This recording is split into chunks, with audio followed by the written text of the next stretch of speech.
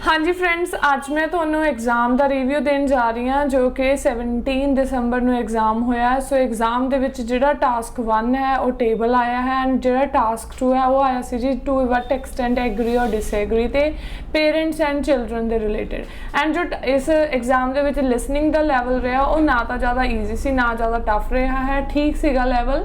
And reading के 2 passages बिल्कुल simple सी and third one is moderate. So हुण आपां टास्क 2 की तुहानू डिस्कशन देवांगे जो 17 दिसंबर नू एग्जाम दे विच आया, रियल आल्स एग्जाम दे विच जो ऐसे आया है। सो उसकी स्टेटमेंट है the best way to improve family life is make father and mothers to take course regarding parents and child development. कहते बेस्ट वे की है फैमिली नू लाइक इंप्रूव करन दा या मतलब कि अपने बच्चे नू सही सिक्ख्या देंदे। मदर या फादर नू कहते की करना चाहिए, पेरेंटल कोर्सिज लैने चाहिए हैं ताकि उन्हां दे बच्चे की जिहड़ी डेवलपमेंट है सही हो पावे। To what extent do you agree और डिसएग्री। इस ऐसे नाल तुसीं कहंदे किस हद तक एग्री करते हो और डिसएग्री करते हो। देखो बच्चे ये जिहड़ा ऐसे है पैटर्न 2 तरीके नाल हो सकता है, या तो तुसीं 70% ते 30% लिख दो। 70% तुसीं लिख दो भी हाँ जी ये एग्री करके भी हाँ जी पेरेंट्स नू लाइक जिहड़े कोर्सिज ने वो लैने चाहिए ने क्योंकि उन्होंने लिए फ्रूटफुल हो गए। 70% मिल के 2 पैराग्राफ इससे और 30% तुसीं दस दो भी नहीं ये इन्ने ज़्यादा जरूरी नहीं है कि वो अपने ग्रैंड पेरेंट्स तो सीख सकते हैं। या फिर दूसरी साइड जो आप गल करिए जिहड़ा ये ऐसे है कंप्लीटली एग्री ते भी जा सकता, जिहदे विच आपां दसांगे भी जिहड़े पेरेंटिंग कोर्सिज लए जांदे आ वो किन्ने ज़्यादा बेनीफिशियल हुंदे आ। सो ये स्टेटमेंट पहलां भी आई हुई है exam they which and next भी आ सकदी है। सो आपां इहनूं डिटेल दे विच डिस्कस करदे आ। कहते nowadays parenting programs have gained popularity since they benefit parents in raising their children। कहते अजकल की है जिहड़े प्रोग्राम्स ने इन्होंने बहुत ज़्यादा पॉपुलैरिटी गेन कर लिया क्योंकि ये पेरेंट्स नू बहुत ज़्यादा हेल्प करते पे ने अपने बच्चों के लाइक ब्रिंगिंग अप करन दे विच। So there is no denying fact that for good nourishment as well as the growth of child parental related courses play significant role. So ये भी कहते कोई शक नहीं, आप इदा भी कह सकते हैं जो पेरेंटल रिलेटेड कोर्सिज ने है ना वो कहते बहुत सिग्निफिकेंट रोल प्ले करते हैं। I however largely agree with this notion उदों लिखोगे जो तुसी 70-30 करना है, बट हुण मैं इत्थे एक साइड जा रही हूँ एग्री जा रही हूँ तो मैं इत्थे लिखूंगी आई हाउएवर एग्री या completely agree with this notion. मैं कंप्लीटली एग्री कर रही हाँ। सो हुण इहदा BP1 का जिद्दां आपां स्टार्टिंग करते हैं to inaugurate with to begin with proper parenting requires a great deal of knowledge and dedication. कहते जिहड़ी प्रॉपर पेरेंटिंग आपां कह दी भी उहदे विच काफ़ी नॉलेज होनी चाहिए आ। सो समटाइम्स कहते की हुंदा sometimes minor negligence and lack of knowledge can lead to catastrophic outcomes. जे कई बार कहते आपां माइनर दे उत्ते नहीं ध्यान देंदे जां आपां लाइक पेरेंट्स नू उहदे बारे प्रॉपर नॉलेज नहीं हैगी तो उहदे नाल कैटास्ट्रॉफिक आउटकम बहुत नैगेटिव रिजल्ट मिल सकता है। ठीक है, सो हुण इसे नू तुसीं अगे एग्जाम्पल दे सकते हो जिवें कि अजकल जिहड़े की ने पेरेंट्स बिजी ने है ना। सो उहदी फुल एग्जाम्पल नू तुसीं इसे पॉइंट दे विच एक्सप्लेन कर दोगे। एग्जाम्पल देना भी जरूरी है क्योंकि हुण इहदे विच पहलां आपां ने की दे दित्ता हैडिंग दे दित्ता कि उन्हां कोल नॉलेज नहीं हुंदी। ठीक है, तो कई बार वो माइनर जिहड़ी कोई भी आपां कह दईए मिसटेक दे नाल उहदा जिहड़ा रिजल्ट है बहुत ज़्यादा आप कह सकते हैं डिजास्टरस मिल सकता है। सो फॉर एग्जाम्पल तुसीं या फॉर इंस्टांस कह सकते हो कहते if busy parents forget to vaccinate a newborn so which would कहते की है jeopardise the offspring's life. और जे कहते वो की है इंजैक्शन वगैरह लगाना भुल जाते हैं तो उन्होंने जिहड़े बच्चे की लाइफ है वो डेंजर च पै सकती है। ठीक है, जियो पैराडाइज होंदा बहुत ज़्यादा रिस्की हो सकता है।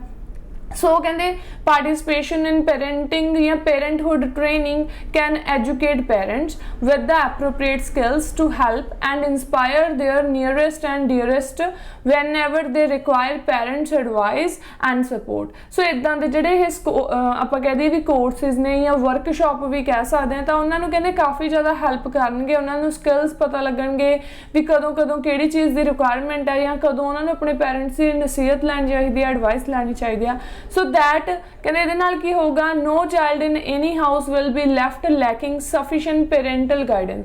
तो कोई भी बच्चा कहते जे वो इदां दे कोर्सिज लैंदे उन्होंने पेरेंट्स तो कोई भी बच्चा lack of guidance like parental guidance तो बिना नहीं रहूगा।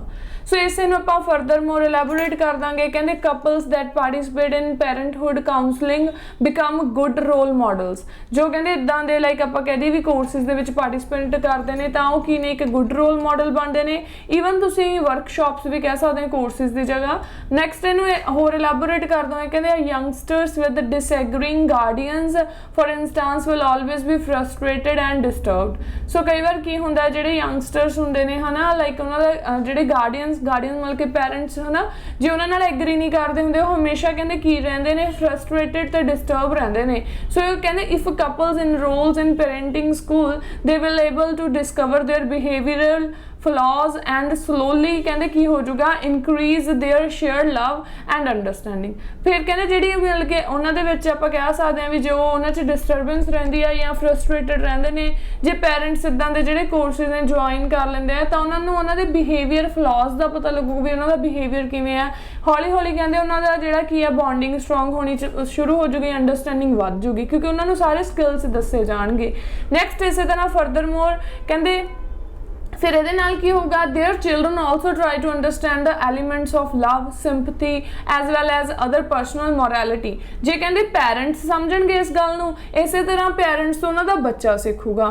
सो ये गुण उन्हां दे विच आउणगे। आल्सो कहते these children will always be brighter and more grateful to their families. ते इदां दे जिहड़े बच्चे हुंदे आ जिहड़े लाइक जिहड़े दे पेरेंट्स कोर्सेस चों सिख के उन्हां नूं गाइड करदे ने, दैन डेफिनेटली उन्हां दे बच्चे भी कहते बहुत ज़्यादा ब्राइटर हुंदे ने, ठीक है, ते काफ़ी ਉਹ ਕੀ ਹੁੰਦੇ ਨੇ ਗ੍ਰੇਟਫੁਲ ਟੂ देयर ਫੈਮਲੀਜ਼। सो ये आप सारे ही की दसे जे वो पेरेंटिंग कोर्सिस करते हैं तो उन्होंने बेनिफिट्स की हो जाएंगे। उन्होंने यही कहा सीगा भी उन्होंने चाइल्ड की डेवलपमेंट होगी। सो डेफिनेटली आप यही दसिया भी चाइल्ड की डेफिनेटली की है डेवलपमेंट ही होगी क्योंकि उन्होंने बच्चा की है एक तो उन्होंने पता लगूगा, ठीक है, ग्रेटफुल होगा, ब्राइटर होगा, और स्किल्स की डेवलपमेंट होगी, अंडरस्टैंडिंग बढ़ जूगी। सो डेफिनेटली ये की होंगे उन्होंने बच्चों के लिए फ्रूटफुल होंगे। सो टू कनक्लूड कहते it would indeed be wonderful, ये बहुत ज़्यादा कहते श्योरली वंडरफुल होगा if people attend such parenting workshops that educated them on how to guide their children. So इन्हां दे लई कहते बहुत वंडरफुल होगा जो इदां दियां लाइक वर्कशॉप्स अटेंड करते हैं, as it would allow them to train their children in future careers and help them identify the abilities their children possess. क्योंकि इहदे नाल कहते उन्हां दे पेरेंट्स नूं पता लगूगा भी उन्हां दा बच्चा अगे फ्यूचर दे विच करियर दे विच की करना चाहुंदा है, प्लस कहते उन्हां नूं इह भी पता लगूगा कि उहदे बच्चे दे विच किहड़ियां ਜਿਹੜੀਆਂ एबिलिटीज हैगियां ने, पोजेस ਦਾ मतलब ਹੁੰਦਾ है, ठीक है, भी ਕਿਹੜੇ ਗੁਣ ਆ ਉਹਨਾਂ ਦੇ ਵਿੱਚ ਹੈਗਾ। ਸੋ ਇਹਦੇ ਨਾਲ ਵੀ ਕਹਿੰਦੇ ਉਹਨਾਂ ਦੇ ਕੀ ਆ, ਉਹਨਾਂ ਨੂੰ ਆਪਣੇ ਬੱਚੇ ਦੀ ਹੋਰ ਜ਼ਿਆਦਾ ਮਤਲਬ ਕਿ ਆਪਾਂ ਕਹਿ ਸਕਦੇ ਹਾਂ ਵੀ ਬੱਚੇ ਦੇ ਫਿਊਚਰ ਬਾਰੇ ਜ਼ਿਆਦਾ ਉਹ ਵਧੀਆ ਪਤਾ ਲੱਗ ਜੂਗਾ, ਠੀਕ ਹੈ। ਸੋ ਇਸ ਤਰ੍ਹਾਂ ਇਹ ਐਸੇ ਨੂੰ ਤੁਸੀਂ ਡੀਲ ਕਰਨਾ ਸੀ, ਜਾਂ ਤਾਂ ਇਹਨੂੰ 70-30 ਕਰਨਾ ਸੀ ਜਾਂ ਫਿਰ ਤੁਸੀਂ ਇਹਨੂੰ ਇੱਕ ਸਾਈਡ ਫੁੱਲੀ ਲੈ ਕੇ ਜਾਣਾ ਸੀ ਕਿਉਂਕਿ ਜੇ ਉਹ ਕੋਰਸਿਸ ਲੈਂਦੇ ਤਾਂ ਉਹਦੇ ਬੈਨੀਫਿਟਸ ਹੀ ਹੋਣਗੇ, ਕੋਈ ਨੁਕਸਾਨ ਨਹੀਂ ਹੋਣਗੇ। ओके फ्रेंड्स, ये सीगा अज दा जिहड़ा टॉपिक एग्जाम दे विच आया है 17 दसंबर नूं। जे तुहानूं मेरी अज दी क्लास वधिया लगी लाइक ते कमेंट करके जरूर दसना। मिलदे हां जी नवीं वीडियो दे नाल। Bye bye, take care.